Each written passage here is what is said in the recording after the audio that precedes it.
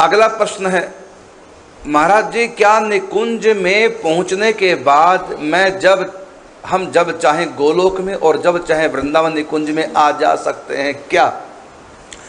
आपने बहुत अच्छा प्रश्न किया और शायद ये प्रश्न बहुत लोगों का होगा कि जब हम निकुंज में पहुंच जाएंगे तो हम गोलोक धाम में, साकेत धाम में आ जा सकते हैं कि नहीं। ये तो नहीं कि वहाँ जेल हो गई बस अब बाहर निकल ही नहीं सकते।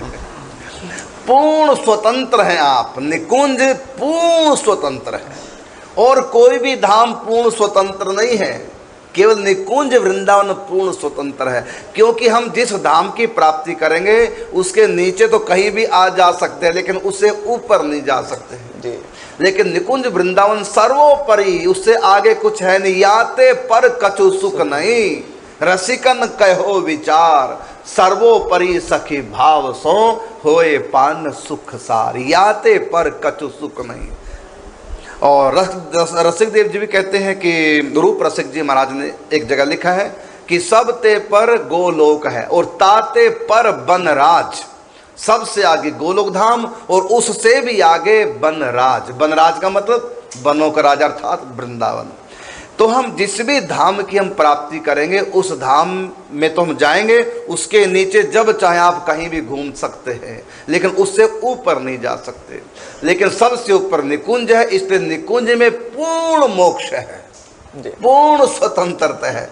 कहीं भी पूर्ण स्वतंत्रता नहीं, निकुंज पूर्ण स्वतंत्र है, कहीं भी आप आ जा सकते हैं। यहाँ तक कि इस मृत्यु लोक में आ सकते हैं, यहाँ तक कि जन्म भी ले सकते हैं अपनी इच्छा से, लेकिन वो कर्मों के बंधन, क्योंकि आम व्यक्ति जो जन्म लेता है वो काल कर्म स्वभाव गुण घेरा, फिरत सदा माया कर प्रेरा। तो जितने भी लोग इस मृत्यु लोक में जन्म लेते हैं वो अपनी मर्जी से नहीं लेते बल्कि कर्म के अनुसार, कर्म के वशीभूत होकर के, काल कर्म स्वभाव और गुण इन तीनों के वशीभूत होकर, इन चारों के काल कर्म स्वभाव और गुण इन चारों के वशीभूत होकर हमको जन्म लेना पड़ता है और सुख दुखों के थपेड़े खाते रहते हैं माया के। लेकिन भगवान के धाम से जो इस दुनिया में आएगा उसको जन्म नहीं कहते, उसको अवतार कहते हैं। और उस अवतार काल में वो काल कर्म स्वभाव और गुण इन चारों के अधीन नहीं होता। वो अनजान तो हो सकता है भगवान से, क्योंकि भगवान की निज जन मोहिनी माया उनसे कुछ कराने के लिए कुछ समय तक उनको भुला करके रख सकती है कि तुम दिव्य धाम से आए हो, साधारण नहीं हो और यहाँ पर कुछ काम करने के लिए स्पेशल भगवान ने भेजा है। ये इसको ज्ञान तो नहीं रहेगा और बल्कि उसको तो अपने उद्धार की चिंता होगी आम व्यक्ति की तरह, कैसे मेरा उद्धार हो, मैं माया में फंसा हूँ। ऐसे नाटक उसके संग चल सकता है, लेकिन वो जो नाटक उसके संग चलेगा वो माया का नाटक नहीं होगा, क्योंकि माया की तो उस तक पहुँच नहीं। वो भगवती योग माया से प्रेरित होगा।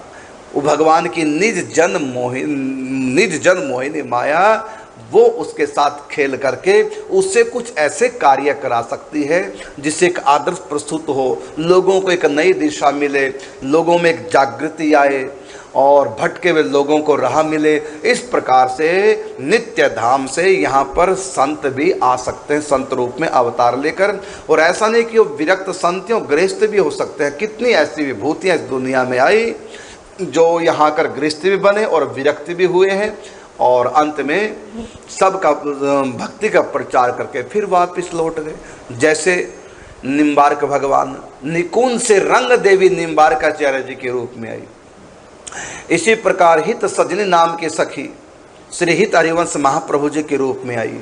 इसी प्रकार ललिता सखी संत श्री हरिदास जी के रूप में निम्बार्क संप्रदाय के अंदर ही निम्बार्क ये माने श्री हरिदास जी और ये ललिता सखी हैं। इसी प्रकार श्री हरिराम व्यास जी विशाखा सखी आई हैं, हरिप्रिया सखी के रूप में जिन्होंने महावाणी ग्रंथ लिखा जिनका हम पाठ करते हैं, हरिप्रिया सखी आई हैं। इस प्रकार अनेक सखियां भगवान का आयुध तक इस मृत्यु लोक में अवतार लेकर के नाना प्रकार के खेल करते हैं। और ऐसा नहीं कि निकुंज से ही, गोलोक धाम से भी सखियां आती हैं और ये नंद यशोदा आ सकते हैं। और इसी प्रकार से साकेत धाम से भी भगवान के नित्य परिकर इस मृत्यु लोक में साधारण व्यक्तियों की तरह जन्म लेकर के नाना प्रकार के खेल करके फिर वापस लौट जाते हैं। और वैकुंठ से भी आते हैं और इस महावैकुंठ से तो आते हैं, इस ब्रह्मांड में जो वैकुंठ है वहाँ से भी अवतार लेकर आते हैं, लेकिन इनको जन्म नहीं कहते, इनको अवतार कहते हैं। तो भगवान के आपने पूछा कि निकुंज वृंदावन धाम में जो आत्माएं सखी स्वरूप में पहुंच जाते हैं, क्या वो गोलोक धाम में आ सकती हैं?